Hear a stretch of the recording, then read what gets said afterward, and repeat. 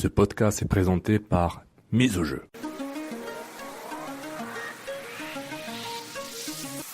Mise au jeu. Gâches-tu? Ce podcast est présenté par la microbrasserie La Force du Malte, la bière du 12e joueur.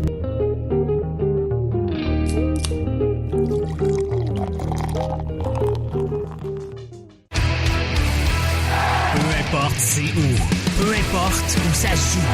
MLS, Ligue des champions, Euro, Mondial. On en parle tout le temps. Dit comme ça fait vraiment bien, mais en vérité, on parle surtout de l'Impact. Football Club, les pionniers du podcast soccer. C'est la référence soccer à Montréal. Tout simplement, les meilleurs. C'est le Cannes Football Club. La poutine du soccer.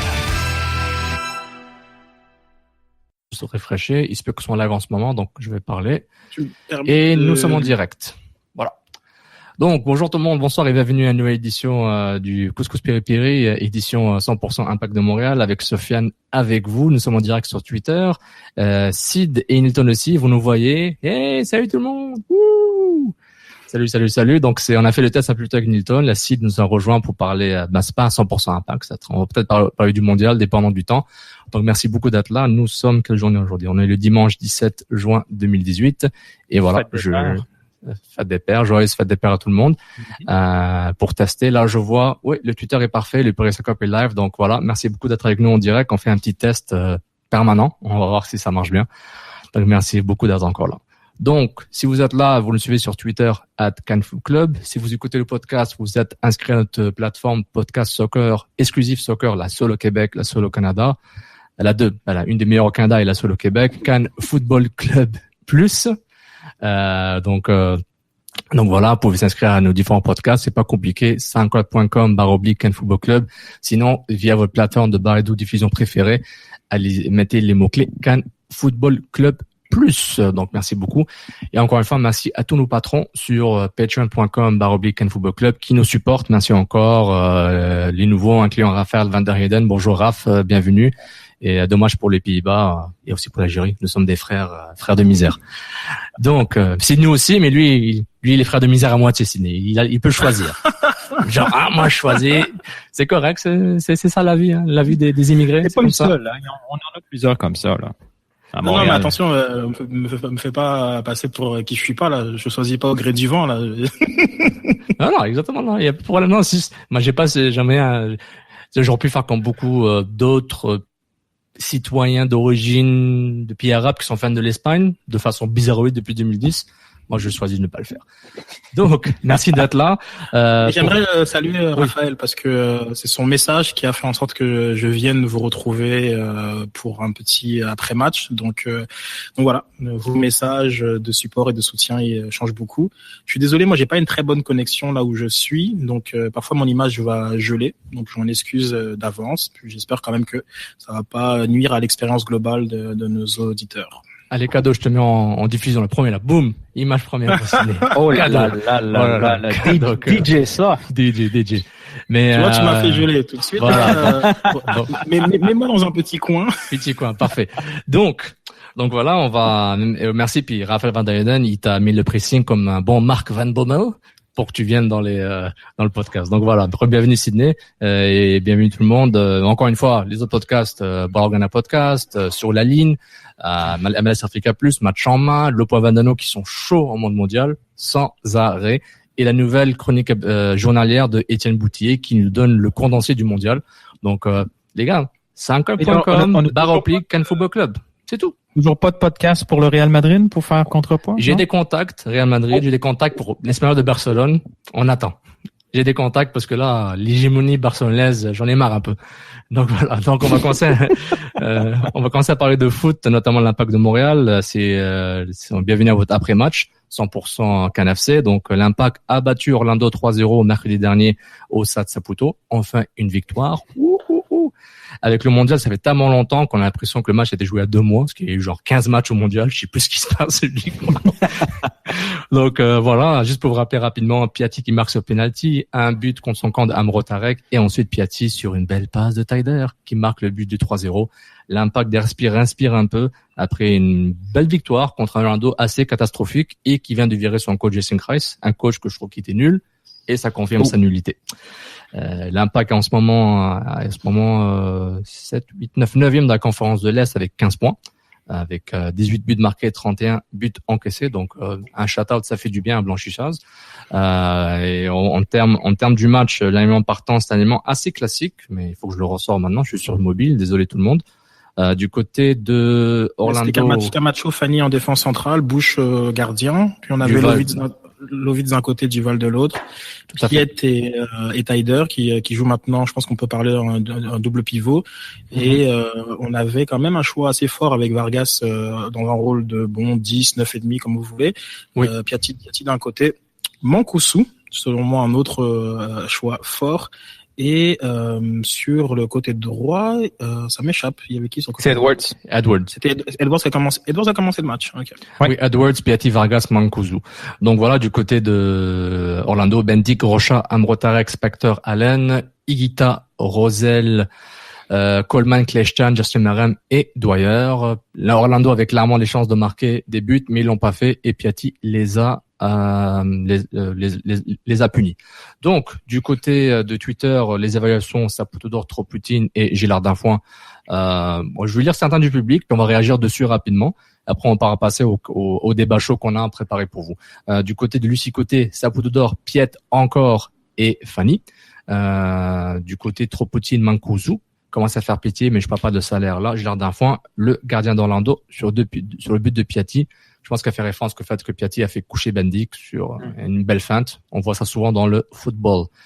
Du côté de François Boisclair, Saputodor, In Fanny We Trust, Troputine, Mancuso, toujours autant de manque de réalisme. Gérard d'Infoin, Bush qui dégage un long ballon dans les gradins. Et un petit dernier, J-Top 07, Saputodor, Afani, il donne de forts arguments pour le re-signer. Nilton, un petit hint à toi. Ouais.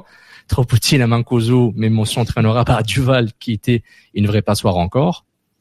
Encore une référence à Newton pour Duval. Gillard d'Infoin à la pluie qui nous a donné un spectacle du but devenu trop petit toute la soirée. Donc voilà, un petit dernier, un autre, j'ai oublié de le mentionner, Borat Simono de Borat Rock'n'Roll Sport, pardon. Oh là là. Borat. You speak in English. J'ai oublié, le podcast de Borat. Excusez-moi. Sport, Borat et Rock'n'Roll. Excuse-moi, Borat. Ouais. C'est dimanche soir. Désolé. Son tapeau d'or, c'est Camacho que je protège depuis le début. Troputine, Mancuso. Gérard d'Infoin, Hugo Maudit qui avait prédit 3 fois la cloche, un instit de vin. Hashtag Nostradamus. Donc voilà. On voit que je profite pour vraiment remercier tout le monde qui participe, Lucie Côté, François Boisclair, Padbou, Sébastien Roy, Ale Dub, JTO B7, Borat évidemment, Neos, vraiment salue tout le monde, Titch Tournesol, Dominique Richaud, Stéphane Rad, Adi Raphaël, Maxime Cardinal. Vraiment tous vos tweets, on les lit, Riyad, Dr Foot, Jean-Michel, Normand Wallet, etc. Patrick, Mathieu, Daniel, Julien, Fred. Donc voilà. Donc merci beaucoup pour tous vos tweets qui permettent vraiment de pouvoir avoir un beau portrait du match. Et j'imagine qu'on va faire le tour de table pour savoir qui a d'autres Poutine, etc. Oui, il n'y a pas de problème. On va le faire du mon côté de mon Saputodor, Piatti. Il n'y a pas d'autre. Il est pas là. L'impact est nul. Il est là. L'impact est moins nul. Et en général, mieux. Donc, il marque 2 buts. Donc, Piatti, c'est mon Saputodor. Georges. Wow. Franchement, je suis prévisible un peu avec Piatti. Non, mais Piatti a pas eu un beau match, là. Ouais, mais c'est un buteur. C'est comme Ronaldo. Il n'y a pas eu un bon match, mais il marque 3 buts. Non, sérieusement, ce match-là, Piatti, il faisait pitié jusqu'au but. Il avait l'air complètement brisé. Il réfléchit trop à ses gestes, là. Il y a quelque chose qui se trame avec lui, là. Je peux pas croire que tout est beau puis que Piatti va rester à Montréal jusqu'à la fin de l'année. Sur le terrain, ça semble évident qu'il est de passage, là. En tout cas, bref. Est-ce que tu penses qu'il va partir ailleurs? C'est ça que tu dis? C'est de plus en plus évident. Il est plus du tout le même, sur le terrain. On le voit. Tu sais, Piatti, il est bon quand il est libéré puis qu'il réfléchit pas puis qu'il essaye, mais au moins il est libéré quand là c'était pas le cas. Là, ça a été compliqué pendant tout le match. Là à 2-0, il y a eu il y a le geste de génie pour marquer le but et coucher le gardien, mais avant ça, c'était pas très beau là. Encore une fois, un joueur de la semaine que je comprends pas, bref, en tout cas. C'est moins clair que Vargas. Mais ton Saputo d'or, c'est Tyder alors, c'est ça? C'est Tyder malgré tout. J'ai beaucoup aimé le nouveau rôle qu'on donne à Tyder. J'aime beaucoup le nouveau rôle qu'on donne à Tyder. Là. C'est pas nécessairement un milieu défensif, là, mais on lui donne quand même un rôle plus logique avec ses qualités techniques. Là. Je sais pas ce que vous en pensez. Là. Oui, moi je suis d'accord. Moi c'était aussi mon Saputo d'or, Tyder. Je l'aime beaucoup à côté de Piet. Je pensais qu'ils étaient pour lui donner peut-être plus de responsabilités dans l'entrejeu, et effectivement il les a prises. Défensivement, je pense pas que ce soit quelque chose d'extraordinaire, mais dans la relance et dans ce que ça permet auprès justement des latéraux, pour la transmission entre la défense et l'attaque, c'est beaucoup plus intéressant. Et puis parfois, il se projette. Ça n'a pas l'air d'être une consigne de se projeter, mais parfois il le fait. Et quand il le fait, c'est bien parce qu'il a quand même une bonne technique. Et donc oui, moi c'était vraiment mon Saputo d'or. Je suis surpris d'ailleurs même que ça soit pas celui de Sofiane. Pour une fois qu'il avait une perche grande comme le toit comme le mât du stade. Mais oui, donc Tyder, c'est lui qui provoque le penalty. Penalty qui était peut-être un peu prévisible. Hein. La Ligue a tendance à beaucoup réagir lorsqu'elle s'est fait critiquer. Généralement, l'Impact a toujours une récompense au match qui suit. Donc, non, c'est vrai. J'étais pas trop surpris de ce penalty. Et du côté trop Poutine, Sid? Pour le trop Poutine, Duval, c'est compliqué. Mais en même temps, je veux te dire que Mancosu, je crois que ça l'a encore plus.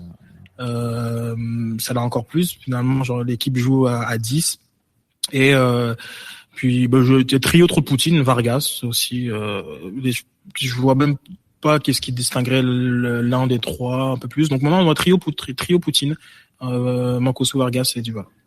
Moi, ce qui m'a dérangé de Mancosu, c'est son comportement sur le terrain. On parle pas de des occasions ratées là, mais c'est son comportement avec ses collègues. Déjà que t'es pas sans reproche sur un terrain, puis je l'ai vu gueuler après Duval et Edwards. Pourtant, tu sais, oui, ils ont beaucoup de déchets, là, mais ils se donnent, tu sais. Edwards s'est beaucoup donné dans ce match-là. Il a eu l'air moins fou que Mancuso. Puis quand tu vois un gars qui est payé 10 fois plus que toi, t'engueuler sur le terrain, mais tu produis pas, c'est un peu fatigant, là. J'espère que on est dans les derniers milles là, de Mancuso, mais ça va être compliqué de s'en débarrasser. Idem, c'est Mancuso, mais je le donnais pas avant parce que c'était juste évident, il fallait trouver quelqu'un d'autre, mais dans ce cas-là, Mancuso, ça va mal, mais il y a pas de surprise, quoi. C'est comme Vargas, c'est le Bernardo Silva ou le Messi de la MLS, là, mais là, c'est une catastrophe. Vargas, là, en termes de jeu et de rôle. Et aussi Silva, c'est un autre problème, mais dans ce match-là, il est pas vraiment en question. Mais Mancuso, c'est assez mauvais. J'ai pas d'autre chose à dire sur lui. Tout a été dit. En 2017. J'ai dire sur Mancuso. Genre, je trouve que, j'ai été surpris sur, le centre de Lovitz, de le voir marquer. Et là, je me suis dit, mais attends. Après, j'ai réalisé que c'est pas normal d'être surpris qu'un attaquant il marque. Et ça prouve un peu que Mancuso il est au fond du trou, quoi. Je me suis rendu compte aussi que sur Twitter j'étais pas le seul à être surpris qu'il marque. En fait, il n'a pas marqué, c'est un but contre son camp. Il était très loin du joueur. Bon, il fait la course, il provoque sûrement le tacle du défenseur. Mais c'est ma réaction initiale qui a été vraiment de Mancuso a marqué. Exactement. Moi j'étais énervé, j'ai dit non, il a marqué, il vient d'invalider 2 ans de mes critiques sur lui, c'est inacceptable. Mais non, mais c'est dommage pour lui. Non, mais au contraire, j'étais très content pour lui. Je pensais que je reste un peu d'accord avec Nilton, ce sera pas facile pour l'Impact de trouver un deal pour lui, donc vaut mieux qu'il rentabilise au maximum possible son statut. Donc, non, j'étais très content pour lui, mais c'était ce sentiment de surprise. Au fait, s'il joue, là, c'est vraiment le principe de la vitrine, là. Ils espèrent que justement qu'il marque un but comme ça au tout hasard, puis que pendant que les scouts de la série B regardent Montréal pour peut-être dire est-ce qu'on prend une chance avec Matteo et oui ou non, puis que ces recruteurs-là se fient pas seulement aux statistiques depuis 1 an et demi, puis qui se fient sur un match éclair de Matteo pour pouvoir s'en débarrasser, parce que ça va être hyper compliqué. Il faut libérer de l'espace dans la masse salariale. Il faut libérer de l'espace au niveau spot international. C'est sûr que l'Impact commence déjà son recrutement pour faire rentrer des gars dans le dernier tiers. Il va pas attendre de se débarrasser de Matteo pour recruter. Mais il faut être très, très imaginatif. Non, ça c'est vrai, puis l'Impact doit faire ça. Du côté Jardin Foin, j'en ai pas. Si vous en avez, allez-y. Mais il a mouillé. Voilà. Je pense qu'il a mouillé fort. 90 minutes de pluie. Voilà. Donc c'est le Jardin Foin. Mais c'est ça, c'est le Jardin Foin, c'est là depuis quelques semaines, c'est la saison là qui est un peu Jardin Foin. Non, pour moi, mon Jardin Foin, c'était pas ça. C'est l'annonceur maison qui dit pas le nombre de personnes au stade. Je crois que c'était un oubli plus que volontaire. Et j'ai trouvé ça. Finalement, il y avait combien? Cheap shot. Je sais pas, mais je pense que sur le rapport du match de la MLS, il est possible de trouver le nombre là. Je rechercherai durant l'émission. Ouais, donc c'est 15 000. 15 000, ça s'annonce bien, 15 000. Bon, il y avait pas 15 000 personnes, mais. Et 15 000 qui ont acheté, donc, pour Joey Saputo, c'est tant mieux, c'est l'argent qui rentre dans les caisses. Elle a trouvé, c'est 15 000 billets vendus, donc voilà, donc. Annoncé, ouais. Annoncé, donc il aurait pu l'annoncer. Oui, exact. Comme dirait Saphir, et voilà. Donc, voilà. Donc, au niveau des débats qu'on a aujourd'hui, on n'a pas lancé le fameux tweet pour des questions. Si on va à Twitter, que vous posez des questions, on va essayer de répondre. Mais le plus important, maintenant qu'on approche du mercato d'été qui va ouvrir dans pas longtemps pour la planète entière, c'est le mercato de l'Impact. Maintenant, il y a plusieurs sujets. Il y a eu le sujet initialement de Vitor Cabrera. Nilsson avait tweeté info exclusif du George Mendes du hashtag IMFC. C'est pour beaucoup moins riche. Et c'est que Vitor Cabrera est en partance de l'Impact va s'en débarrasser pour libérer une place internationale qui pourrait ouvrir quelqu'un d'autre pour arriver ou pas. On ne sait pas encore. Il y a aussi tu dis aussi que Rod Fanny va re-signer avec l'Impact sous peu, dans une semaine ou deux. C'est les infos que t'as qui va probablement se re-signer avec l'Impact. Dans le dernier podcast. Concernant Cabrera, ce que j'ai entendu, ça reste à valider, là, c'est, il y aurait probablement des discussions déjà avec 3 clubs, là, mais c'est toujours les mêmes qui reviennent. On dirait que, il y a des affinités. On parle de New England, on parle de peut-être Minnesota, puis là, le tout dernier, là, ce serait Colorado. Donc, ça sent le Victor Cabrera contre un draft pick qui va être finalement rechippé quelque part aussi, là. Bref. Mais c'est compliqué, hein. Échanger un gars avec un spot international, là, c'est hyper compliqué. Les autres aussi, il faut qu'il y ait cet espace-là, mais au Colorado, ça va tellement mal, là.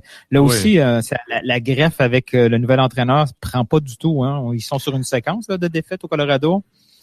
Je suis pas sûr que Victor, ça va être la solution, mais bon. Mais l'avantage que Cabrera soit sud-américain, c'est que les marchés de l'Ouest des États-Unis cherchent beaucoup des joueurs sud-américains. On m'a dit que au niveau des scouting reports, avoir des joueurs hispanophones, c'est important. Je parle de Houston, Dallas moins parce qu'ils sont de recrutement interne dans tous les cas. Colorado revient souvent. Colorado, j'étais étonné parce que je connais pas trop la géographie socio-démographique du Colorado, mais ils cherchent beaucoup, les Rapids cherchent beaucoup de joueurs hispanophones. Donc très important. Donc est-ce que ça pourrait booster le profil de Cabrera? Peut-être, mais il faut que ce soit un bon joueur. Moi, à la base, Cabrera, c'est un joueur correct, bon MLS. C'est pas une superstar, c'est pas Thiago Silva, c'est pas José Fonte, mais c'est un bon petit joueur MLS qui peut dépanner, qui peut être un bon titulaire ailleurs. Donc voilà, l'Impact essaie de bouger. Et en parlant d'un autre Argentin, si tu voulais parler de Cabrera avant qu'on passe à un autre Argentin. Cabrera, c'est toujours un peu difficile à évaluer. Quand il est dans un bon jour, c'est un excellent défenseur au niveau du duel. Il a une très belle agressivité. Moi, j'ai déjà dit, je pense à un bilan de saison, Cabrera, quand il est confortable, il est beaucoup moins intéressant. Il faut toujours trouver un moyen, peut-être c'est le rôle du coach, du management, de toujours le garder motivé pour qu'il sorte son A-game, puis accepter parfois des trous d'air au niveau de certaines fautes coûteuses ou erreurs coûteuses. C'est un joueur qui potentiellement est très intéressant. Puis il est jeune. c'est un joueur dont on aurait pu faire un projet avec Rémi Garde. Et si Rémi Garde, lui décide après 6 mois que ça va pas, mais je reviens à ses propos sur l'attitude, sur la culture d'entraînement. Et sûrement qu'à ça doit faire défaut. Déjà que le hors-terrain, ça peut être un peu moins vrai aujourd'hui, parce qu'il y a un peu moins de latino-américains, mais le hors-terrain, c'était pas trop ça. Il y avait quand même quelques épisodes. Et donc je suis un peu déçu parce que je crois que c'est un joueur qui peut être intéressant, mais je comprends la logique de vouloir l'échanger aussi. Donc d'un Argentin à l'autre, on va évidemment parler de Ignacio Piatti qui a été critiqué bizarrement par Joey Saputo il y a quelques semaines au micro de Jérémy Filosa, disant que est-ce que j'aurais dû signer Piatti par exemple à 6 millions et j'aurais peut-être signé 3 joueurs à 2 millions par exemple. Piatti a clairement entendu ça. On le savait de source sûre que rapidement il l'a appris rapidement et que ça l'a affecté. Même Rémi Garde avait confirmé la semaine d'après. On voyait que Piatti jouait pas très bien. Et il avait dit clairement, vous savez, il avait dit pour faire la paraphrase, oui, Piatti a entendu ce que son président a dit. Et ensuite Piatti après le match a dit clairement, pour résumer une phrase clé à dire au micro de Joey Alfieri. Puis il y avait aussi Sid évidemment. Puis je pense aussi Kevin Sid. À moins que je me trompe, tu peux me corriger. Il y avait. En fait, j'aimerais quand même donner vas-y, donne la citation, puis je donnerai un peu de contexte aux auditeurs. Voilà. Donc au fond, ce que Piatti a dit, il répondait à une question de Joey Alfieri pour dire qu'est-ce qu'il a pensé des propos de Joey Saputo. Puis il a dit le président a le droit de faire ce qu'il veut, il peut dire ce qu'il veut. Puis la phrase qu'il a dit, si Joey Saputo pense que j'ai un problème, je suis le problème, je peux trouver un autre club. Je pense que c'est réglé dans sa tête là. En tout cas, mais Sid va ajouter un peu le contexte dans le vestiaire. Déjà, à l'écoute, il dit pas je peux aller, il dit je aller. Donc on sait pas très bien si c'est je vais aller, je peux aller. Donc il dit vraiment je et aller. Il manque la liaison. Et puis tout de suite après, Pat Vallée, le directeur de communication de PAC, dit attention, le français de Piatti est un peu approximatif, donc attention comment on interprète ses propos. Donc voilà, c'était lui, c'est comme un petit warning, parce qu'il savait qu'à ce moment-ci on tenait la quote d'un très très long point de presse.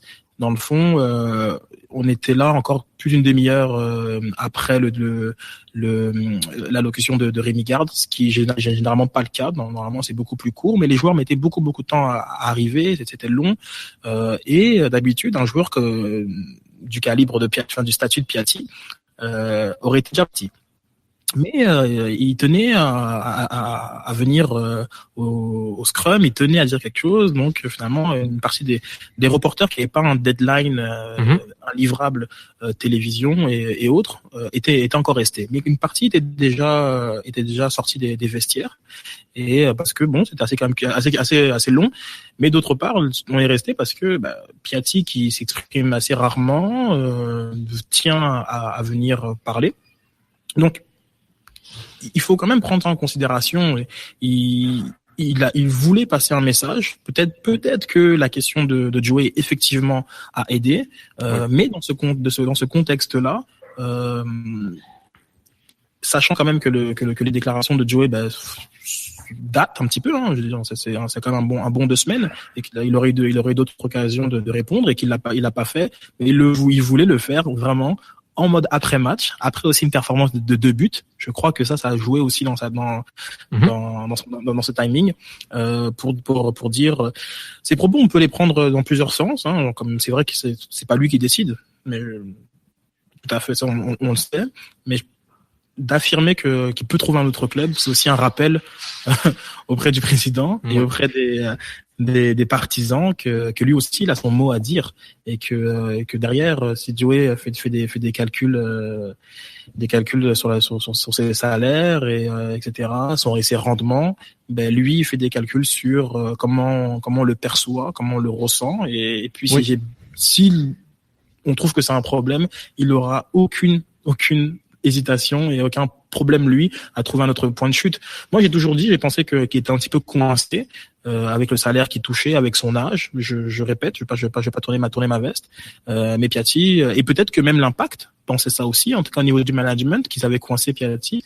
Mais Piatti a un peu rappelé que voilà, il a son mot à dire et que peut-être qu'il irait ailleurs pour moins cher, mais il irait là où il est désiré. Oui, mais à 6 millions, contrat garanti, c'est difficile de, je comprends, il est piégé, ou les deux se sont auto-piégés, là, le club et Piatti.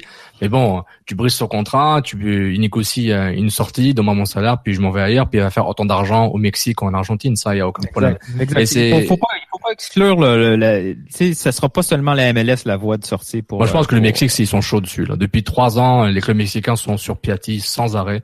Mais ça serait quand même, tu sais, ça serait une grosse surprise de voir Piatti partir dans un gros marché mexicain où là il y a de la pression de résultats, là, où ça, tu sais, ses vacances MLS se terminent. Là. S'il s'en va au Mexique, là, quand il va rater 2 dribbles consécutifs, il va se faire, il va se faire crier après, puis il va très bien comprendre la langue. Là. Mais le truc par rapport à la saga Piatti, c'est encore une fois Joey Saputo qui part de façon, on a l'impression que c'est aléatoire, non calculé. Après, on se dit, est-ce qu'il a vraiment calculé ça? Est-ce que c'était vraiment un message qu'il voulait faire passer? Donc, tout le monde spécule. Chacun aura son hypothèse, son théorème, si vous voulez. Et à la fin, t'as une saison catastrophique. Elle est déjà finie. Elle est déjà finie depuis 2 mois. On l'a annoncé ici, avant tout le monde. Et qu'on attend impatiemment les 2 prochaines semaines pour voir les annonces du mercato. C'est tout ce qu'on attend. Et on attend. Là, on a parlé de Cabrera. Il va probablement partir. Piatti, peut-être une surprise en juillet, peut-être en décembre, on ne sait pas encore. Et Rod Fanny qui va probablement re-signer, qui a notamment des intérêts du RC Lens, qui je pense sont encore en Ligue 2. Mais si j'étais l'Impact, gardez-le pour bien jouer. Mais on avait dit Newton il y a 2 semaines ou 3 semaines que s'il est pas là pour 2 ans et aider les jeunes joueurs à s'améliorer, dites bye bye. Mais là, je pense qu'ils sont désespérés à avoir un défenseur central potable. Puis Fanny est très bon. Et en MLS, là, honnêtement, je trouve qu'il est c'est pas mal. Oui, c'est sûr que c'est la qualité du joueur. Personne n'a douté de la qualité du joueur. Le gros point d'interrogation, c'est savoir s'il est capable de jouer 2 mois consécutifs.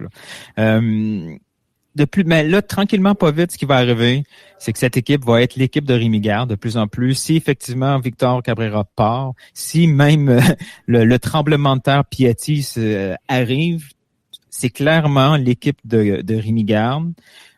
Tous ceux qui défendent Rémi Garde, là, vont commencer peut-être à douter de lui si les résultats viennent pas. Là, comme tu as dit, Sofiane, la saison 2018 sert uniquement, peu importe ce qu'ils vont nous dire, mais elle sert uniquement à la construction de l'Impact de Montréal version Rémi Garde pour 2019-2020.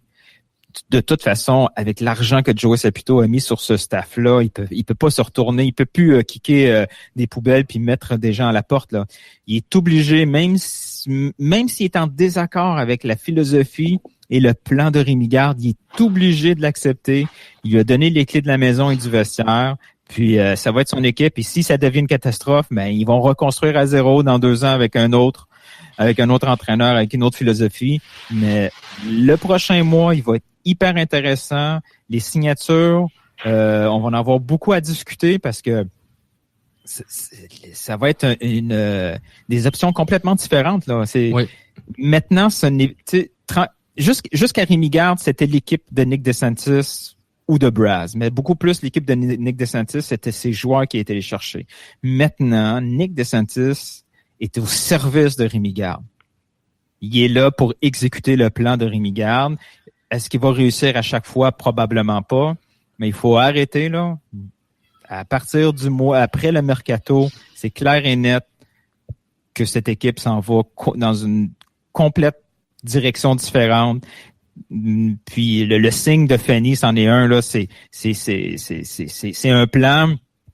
Et je sais pas si Rémi Garde finalement a pris conscience du travail qu'il avait à faire, parce que avant, tous les noms qui pouvaient sortir pendant le mercato d'hiver, c'était des noms un peu inconnus. Oui, des connexions un peu avec l'ancien l'Olympique Lyon ou Aston Villa peut-être. Ouais, mais là c'est d'autres choses là. Il a compris que la MLS, c'est peut-être pas nécessairement un walk in the park comme il aurait pu croire en regardant les matchs de play-off. Mais moi je trouve ça inacceptable là, que honnêtement, on dirait qu'on fait un post-mortem là, depuis un bout là, mais honnêtement, le fait que le club se retrouve dans cette situation et que Joey Saputo dise, je pense, elle a même trouvé avec Filosa sur Piatti, c'est qu'on a sous-estimé la ligue, les autres équipes. J'ai dit, en fait, vous êtes incompétents. C'est cette incompétence qui ressort dans ses propos. Je me dis, c'est une incompétence via une confession. OK, on le dit, on souffle maintenant. Vas-y, Newton. Après, je la précise. Moi, ce qui m'énerve, là, c'est pas seulement de l'incompétence. C'est qu'ils sont dans un espèce d'îlot refermé sur eux-mêmes. Ouais. Le niveau de la MLS et le niveau de cette équipe-là, tous les observateurs l'ont dit depuis au moins 18 mois. C'est une surprise uniquement pour eux et ça m'énerve. Je pense que sur cet aspect-là, je pense qu'il s'est peut-être mal exprimé. Quand il dit qu'il a sous-estimé la ligue, je pense plutôt qu'il veut dire qu'il a surestimé ses moyens et qu'il pensait peut-être que simplement avec un nouveau staff et les moyens actuels, c'est-à-dire quand je dis moyens, je veux dire les joueurs, que l'arrivée du nouveau staff avec ces joueurs-là aurait suffi pour compétitionner pour une place de série ou pour une place top 4 dans la ligue. Donc je pense pas nécessairement qu'il derrière le sous-estimer, c'est plutôt c'est peut-être effectivement sous-estimer la qualité de son effectif, enfin surestimer la qualité de son effectif et après avoir pris conscience qu'il y a beaucoup de travail à faire et qu'il y a beaucoup de joueurs qui au final n'ont pas le niveau d'être titulaires pour une équipe qui veut aspirer aux plus grands honneurs comme il le souhaite dans le plan quinquennal. Donc ça c'est d'une part. Deuxièmement, ce qui me désole un petit peu, c'est qu'encore une fois on est dans la saga Piatti, les propos de Joey, on est un peu dans l'espèce de ce drama ambiant, alors qu'il y a une victoire 3-0, il y a un effectif, il y a un système de jeu qui se met en place, un 4-2-3-1 assez intéressant. Il y avait 10 jours dans lesquels l'Impact pouvait surfer sur cette victoire et sur la Coupe du Monde avant de rejouer contre Orlando. Donc en plus ils ont quand même un calendrier qui leur est favorable. Et pour autant, après quelques mots, il y a des mots qui sont très bien réfléchis, hein, comme je le dis, hein, il y avait un contexte.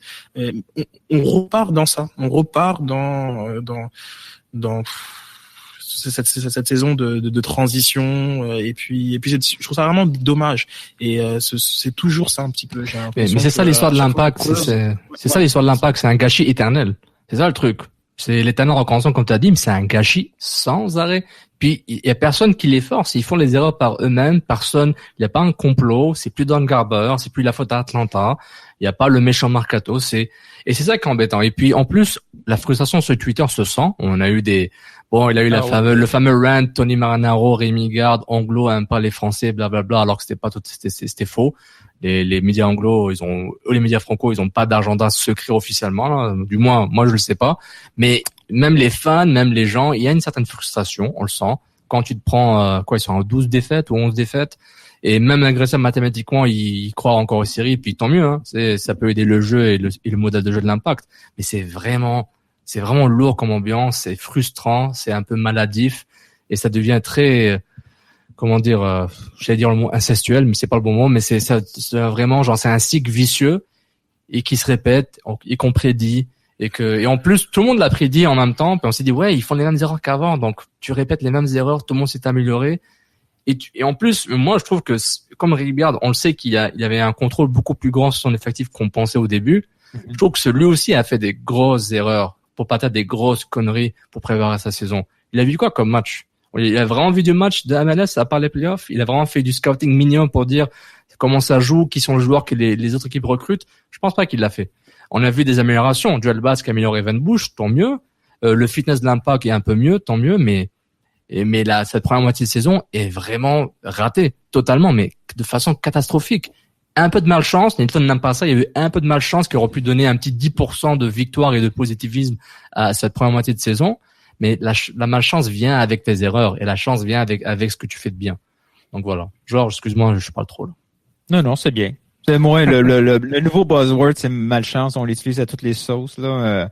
On oublie quand on est chanceux, mais ça sert à rien c'est éviter la vraie discussion de ce club-là, parler de malchance. Comme l'année passée, on parlait de d'autres concepts, là. Ce concept-là, on va le brûler cette année de malchance. Mais C'est pas de la malchance, là. Quand t'as des vétérans avec beaucoup de minutes dans les jambes puis qui se blessent dans l'entraînement ou en match, ça s'appelle pas de la malchance, là. Ça s'appelle une mauvaise planification. Quand t'as ces vétérans-là puis que t'as d'autres vétérans comme ça sur le banc au cas c'est sûr que finalement tu vas te retrouver avec un match où t'es obligé de mettre Donadel en défense centrale. C'est pas de la malchance. Fisher, on le savait, Cabrera, il a jamais connu une saison complète. Diallo et Fanny, on pensait vraiment qu'ils allaient sortir 30 matchs. Mais non, c'est impossible. Là. Tu peux pas. C'est la malchance de voir un gars comme Vargas avoir des hauts et des bas. Oui, marquer 4. Non, on peut pas parler de malchance. Non. Tu peux pas parler de malchance quand un ballon touche le poteau ou c'est les mauvais calls d'arbitre. Là. Il y en a autant pour nous. C'est un concept qui nous nuit. Tu sais, si le club le dit. Si les fans le disent, c'est quelque chose, c'est même normal, c'est notre rôle, mais qu'un entraîneur et tout son entourage communiquent, à moins que ce soit une stratégie pour calmer les joueurs, mais j'ose croire que non, mais si c'est vraiment ce qu'ils pensent eux, qui sont rendus à ce point-là à cause, en bonne partie, pas totalement, mais en bonne partie à cause de malchance, c'est une très mauvaise nouvelle là, pour le futur là, du club. Sid, autre chose avant qu'on passe ou... Non, je rejoins Nilton un peu sur la malchance et certains faits de jeu, oui, qui sont défavorables, mais je crois que finalement c'est un peu partout pareil dans la ligue. Puis après, il faut, comme on dit, la chance ça se provoque et puis l'impact n'est pas toujours dans la position de provoquer la chance ou par son attitude à différents niveaux. Je parle vraiment des joueurs. Donc non, j'avoue que j'achète pas vraiment ça. Puis je trouve que Rémi Garde leak énormément par ses décisions tactiques, par les choix de joueurs qu'il fait. Je pense que ce dernier podcast que vous avez dit, Donadel est mis de côté. Et puis je trouve ça intéressant parce que il y a une mini polémique Donadel lorsque il voulait une place, il était encore sur la liste des blessés internationaux, des blessés à long terme, et on se demandait s'il allait revenir dans l'effectif. Il l'a fait jouer en remplacement d'un central quand tout le monde avait eu une hécatombe en défense centrale. Mais maintenant, depuis, il est apte à jouer et il ne joue pas. Et Rémi Garde, il a vraiment clairement montré qui sont les joueurs avec qui il veut avancer, et finalement tous ceux qui sont pas là, c'est très très très clair quand on regarde le nombre de minutes jouées dans l'effectif, qui sont les joueurs de Rémi Garde et qui ne sont pas, en tout cas qui sont les joueurs avec qui il veut avancer et qui sont les joueurs dont le club pourrait se débarrasser demain matin et ça lui ferait ni chaud ni froid. Non, c'est vrai. Puis le retour de Camacho, de sa blessure, il va Cabrera mis de côté. Est-ce qu'il est vraiment blessé, Cabrera? Moi, le théorie du complot, ça m'intéresse pas, mais c'est très possible qu'il n'est pas si blessé que ça. Mais voilà, Camacho, c'est son gars. Rod Fanny, il va être renouvelé probablement cette semaine. Donc voilà, il y a tout ce tralala. Puis en plus, bon, la bonne nouvelle, on va parler un peu de la bonne nouvelle du mercato, c'est que, comme t'avais dit Nilton il y a 2 semaines, l'Impact cherche à enlever juste un petit point. Ce qui me déçoit peut-être, c'est que les joueurs qui peut-être actuellement sont dans le 11 ou dans le 14 et qui sont du bois mort, j'aurais aimé peut-être qu'ils soient remplacés par des jeunes, des joueurs formés à l'Impact de Montréal. Mais de façon véritablement officielle, c'est-à-dire que tous les joueurs que Rémi Garde ne compte pas sur eux en 2019, je préfère que tu donnes des minutes à des futurs joueurs de l'Impact de Montréal. Donc voilà, c'est pas un débat pour réouvrir. Je veux pas réouvrir le débat sur Montréal ou autre. Mais voilà, je pense que dans l'académie, il y en a peut-être aujourd'hui qui ont 19-20 ans, qui ont peut-être 2-3 qui peuvent aspirer à une carrière MLS. Mais j'aurais aimé que tout de suite ces gens-là soient là. Et maintenant, Vargas, je le vois un peu comme un projet. Je me rappelle quand même qu'il a 20-21 ans. Oui. J'attends plus, certes, oui, effectivement, mais en même temps, voilà, il a 21 ans. Je peux pas avoir le même constat sur son activité et ses performances que j'ai sur Mankosu, par exemple, à 31 ans et la série B, etc., etc. Donc voilà, c'est peut-être mon seul regret un petit peu sur cette saison et l'utilisation de son effectif. Non, mais c'est vrai. Et puis pour Vargas, oui, il est très jeune, c'est un projet, donc je le considère autant qu'un Chouanière ou qu'un meilleur giga en termes d'âge. Mais maintenant, moi ce que je veux voir. Oui, c'est un investissement. Là. Oui, c'est un investissement. Puis c'était pas un crack avant de venir. Donc, on savait qu'il y aurait du développement à faire. C'est du développement qui coûte cher, qui va coûter cher à l'Impact. Mais meilleur giga, Pantémis, tous ces gars-là, Crépeau qui va peut-être pas revenir à l'Impact. En avant, ces gars-là, ils sont pas là. Meilleur giga est à Ottawa, il s'amuse. Chouanière, il est blessé. Shomi, il va pas jouer, mais il est là pour remplir le quota du joueur canadien. En plus, il est joueur Adidas, génération Adidas, donc il coûte pas très cher sur la masse salariale en théorie. Donc il y a pas tant de joueurs que ça, quoi. Puis si je suis d'accord avec CD, il faut les intégrer, mais cette année c'est trop tard. Ils vont pas les ramener en juillet puis venez les gars, on va s'amuser. Ils vont pas ramener Balbouli puis les deux gars qui étaient avec Chomé à Toulon. J'en vois plus. Il y avait en tout cas, le jeune d'origine camerounaise, j'oublie son nom, mais Clément Baillan. Voilà, ils vont pas les ramener en juillet pour jouer. Peut-être ils vont les intégrer au groupe pro pour s'entraîner. Il y a un problème administratif. Il y a un problème administratif. C'est là on voit une faille dans les règlements de la MLS. C'est que ils doivent donner des contrats MLS. Puis il y a plus de place dans l'effectif pour faire ce genre de manœuvre-là. Oui. C'est clair, c'est pas, à moi je me trompe, en Europe, tu peux toujours faire jouer quelqu'un de l'académie sans, tu peux lui donner, tu peux utiliser un contrat jeune pour le faire jouer. En tout cas, il y a pas les contraintes MLS. Si l'Impact de Montréal décidait, je vais dire n'importe quoi, Vincent Lamy, il veut lui donner quelques minutes parce que nos deux avancantes sont morts. Il peut pas juste lui donner un 90 minutes puis espérer. C'est un très bon point. C'est un très bon point, Nilton. Genre, c'est vraiment un éclairage et c'est très intéressant parce que c'est vrai que peut-être qu'il aimerait faire ça et qu'il ne peut pas parce que la ligue, la manière dont elle est construite, sur l'octroi des contrats, c'est pas possible. Et c'est un excellent point. Un excellent point. Puis c'est pas un problème qui est seulement spécifique à l'Impact de Montréal. Tu sais, c'est sûr qu'il va y avoir ces genres de conversations. Il va falloir, pour le bien de la MLS, pour les biens des joueurs nord-américains, qu'ils puissent avoir un statut un peu spécial où tu peux faire jouer quelqu'un de l'académie sans nécessairement lui donner un contrat à long terme, puis lui ou barrer une place dans l'effectif à long terme pour la saison, tu sais, puis et comme ça ils utilisent parce que autrement tu peux pas, tu sais, là on a Louis Bélangoyette qui est blessé pour 2 mois, on peut pas l'utiliser puis c'est exactement la position où on a besoin. S'il y a quelqu'un qui est en train de se développer, qui connaît une bonne saison dans l'académie, mais tu peux pas. Donc il y a toutes ces contraintes là que oui. On a le réflexe nord-américain, c'est-à-dire une équipe connaît des difficultés, mais prépare la relève dès maintenant. Mais les règles encore MLS sont pas tout à fait à point pour ce genre de situation-là. Non, c'est vrai. Puis encore une fois, comme a dit Sidney, on va pas ouvrir le débat à FC Montréal, mais en même temps, c'est une question que t'es bon ou t'es pas assez bon pour être dans un groupe pro par rapport au standard du club, parce que tu as le club qui doit à un moment imposer des choix. En Europe, il y a beaucoup de clubs qui imposent des jeunes à d'autres coachs. Il faut que tu intègres le groupe pro parce qu'on veut qu'ils soient dans l'environnement. Je dis pas que je parle pas de Manchester United, mais d'autres clubs le font. Donc il faut arriver à ce point-là. Mais en même temps, tu n'auras pas des ballots à chaque année. Si tu en as, si tu fais un bon travail de recrutement dans les jeunes, parmi les jeunes du Québec, mais aussi qui est capable d'être développé pour les ramener plus proches d'avoir le niveau d'un groupe pro. Donc tout ça, toute cette poutine ensemble, cette ratatouille doit bien mijoter pour donner quelque chose de bien. Puis ça, c'est du long terme. L'académie est encore jeune. Ça fait à peine peut-être 6 ans maintenant, 7 ans, si je suis encore compté. Donc c'est encore jeune. Puis on va voir ce que ça vaut les fameux U14 au tournoi international, au tournoi à l'international de l'Impact en juillet au Centre Nutrilé. Donc voilà. Du côté en termes de flexibilité, je voulais revenir sur Saphir Taider.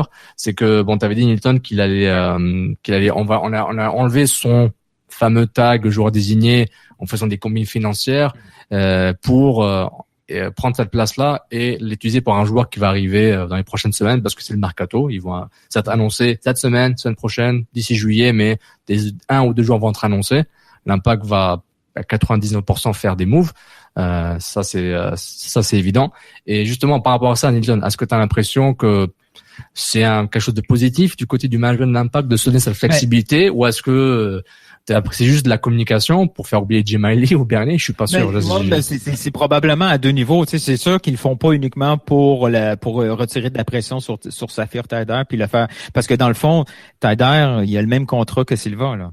Puis avec Silva, on est quand même un peu plus indulgent, même si on est déçu par son par ses performances sur le terrain. Et on est beaucoup plus sévère sur Taider. Pourtant, lui, il fait quand même du bon travail sur le terrain, mais ils ont le même contrat. C'est juste que, bon, à l'époque, quand Blérim est parti, il restait une place. Hein, ça faisait bien aussi au niveau com. C'est-à-dire, on a trouvé le remplaçant de Blérim. Là, on a Saphir ici. Voilà, c'est le prochain DP. Puis ça faisait l'affaire du joueur et ça faisait aussi l'affaire de Joey Saputo. Mais là, concrètement parlant, on n'a pas besoin d'avoir un DP, le tag DP sur Saphir. Donc, ça fait sens, là, c'est de le mettre au même niveau que Camacho, au même niveau que Fanny, que Silva, et lui avoir, c'est-à-dire un vrai tag, là, c'est le fameux terme TAM player. Mais comme je l'avais dit, sans trop me répéter là, lors du dernier podcast, pour faire ça, en plein milieu de la saison, c'est une opération en 2 temps. Quand tu retires un tag DP à un joueur avec du TAM, c'est spécifiquement pour pouvoir signer un DP. Donc, un joueur DP, c'est sans l'utilisation du TAM, mais là, on parle d'un joueur qui va coûter un peu plus qu'1,5 million. Là. Ouais. Et certains demandaient pourquoi faire ça, parce que de toute façon, on a le droit à 3 DP par équipe, mais en regardant un peu plus les règles MLS, on voit très bien que avoir 2 DP, il y a des avantages, pas seulement financiers, mais aussi au niveau règles. Tu te retrouves dans une liste, dans le fond, qui bénéficie de l'argent de la location en ayant seulement 2 DP.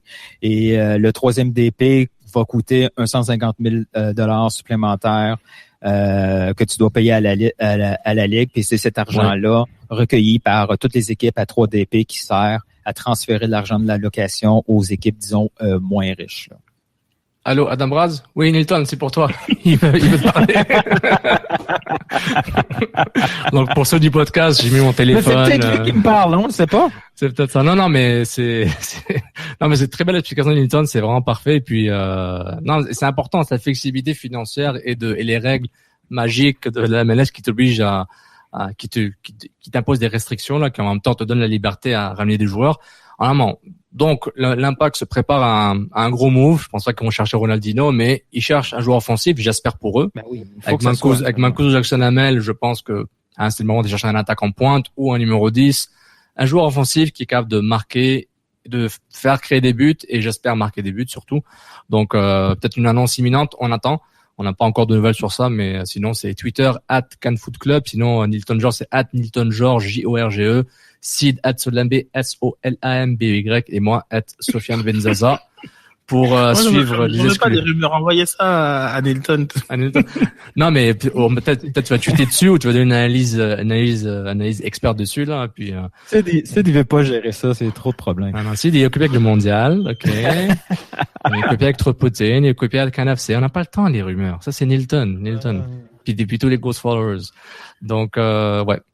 Donc, est-ce que ce qui peut être intéressant, oui. c'est pas seulement moi, ce que j'ai hâte de voir, c'est les prochaines signatures de Rémi Garde. C'est le type de joueur. Pas seulement sur le terrain, là, on sait c'est quoi les problèmes, là. On est capable d'identifier tout le monde. c'est où nos besoins. Mais, tu sais, faut pas oublier, là, tu sais, Rémi Garde a dit beaucoup de choses, là. Mais une des premières choses qu'il a dit, c'était le manque de professionnalisme. De ça, la culture de l'entraînement. C'est tous des trucs comme ça, là. Donc, forcément, quand on entend des rumeurs comme, par exemple, rumeurs au souhait, un Ben Arfa, ça fait un peu moins de sens, là. Un gars, oui, sur le terrain, il va dominer, mais on s'entend que au niveau influence vestiaire, c'est pas tout à fait à point, là. Ça peut mal tourner. Donc, j'ai très, très hâte de voir les profils, l'expérience, le caractère et l'attitude. Donc, ça, c'est important. Si tu voulais parler un peu de la culture. Non, pas nécessairement, mais je veux juste rebondir sur Ben Arfa. Je crois que toutes ces rumeurs trop évidentes sont simplement du wishful thinking. Puis on a beaucoup lié Rémi Garde à des anciens Lyonnais. Et puis vraiment, je parle vraiment, ça c'est juste mon opinion. Je crois qu'il y a strictement rien. Mais rien du tout. Il y a simplement du fait que dans la tête des gens ça clique. Donc voilà, ce sera un bon fit. Mais Ben Arfa, peut-être qu'après, voilà, à force d'en parler, il y a quelque chose il y a un coup de téléphone qui peut se passer et puis voilà. Mais je crois sincèrement que voilà, tous ces rumeurs trop faciles que n'importe qui peut faire en jouant à FIFA, ben c'est pas. Les rumeurs à la con. Les rumeurs à la con. On a gelé Sid avec ce commentaire.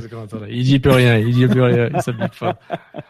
Non, mais il faut que les gens comprennent, relier des rumeurs, traduire des rumeurs d'ailleurs ou des articles et aussi donner des infos exclusives qu'elles sont bonnes ou pas. Tout le monde a le droit de se tromper.